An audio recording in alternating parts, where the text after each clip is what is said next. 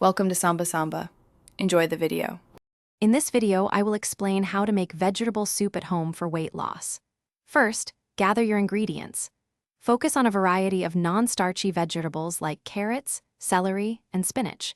These provide essential vitamins and fiber without adding many calories.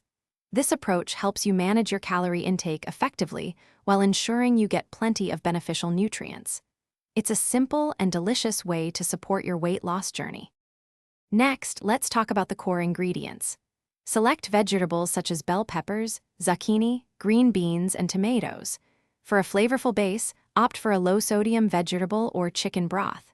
You can also add a small amount of lean protein, like shredded chicken breast or a half cup of cooked lentils, to boost satiety and muscle support. Avoid creamy bases or excessive oil to keep the calorie count low. Now for the preparation. Begin by chopping all your chosen vegetables into roughly 1-inch pieces for even cooking. In a large pot, lightly sauté a diced onion and 2 cloves of minced garlic in 1 tablespoon of olive oil until fragrant. Add your chopped vegetables and broth, bringing it to a boil before reducing to a simmer. Cook until the vegetables are tender, then season with herbs and spices to taste. To maximize your weight loss efforts, remember to practice portion control. A serving size of about 1.5 cups is generally a good starting point.